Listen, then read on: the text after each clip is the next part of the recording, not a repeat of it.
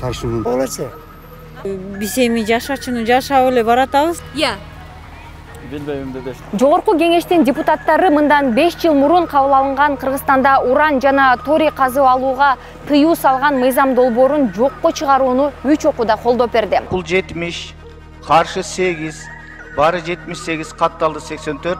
Урматтуу депутаттар, аталган мыйзам долбоору 3-окууда кабыл алынды. Буга чейин февраль айынын аягында президент Садыр Жапаров көлдүктөр менен жолуккан учурда кызыл омполду мамлекет өзү иштеттерин айткан болчу. Кыргызстанга калат 5-6 жыл мурун казганда жеке менчик компания казган.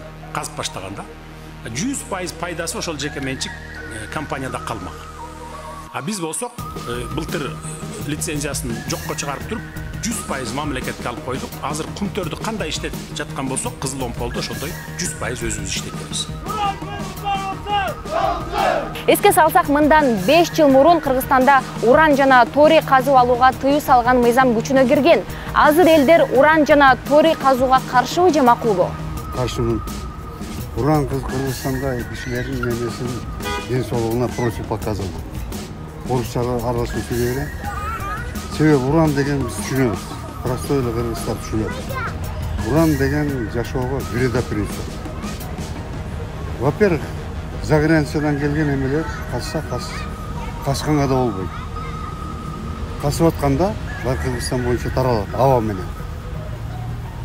Ошол эми көтөрөбүз десе, аякта момундай жесткий киши керек, как Сталин.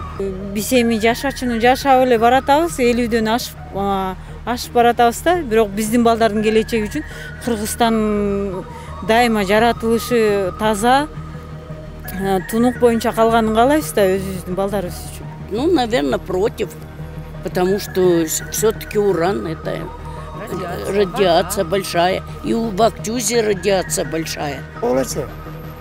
Эгер ошо экологияга, адамдардын ден соолугуна, ис-көлгө зыян келбесе, анда иштетсе болот, бардыгына жүзүн иштетип атат. Бардык жерде. Анан кийин аны кайта үстүн жаап, токой кылып койсо болот. Билбейм деди. Кандай? Отдыхающие приезжают, озеро, животные, это мясо у нас. Что еще могу сказать? Атмосфера, как воздух портится, погода может, катаклизмы какие-то наверное, быть. Может быть. Все может быть. Поэтому лучше, конечно, против.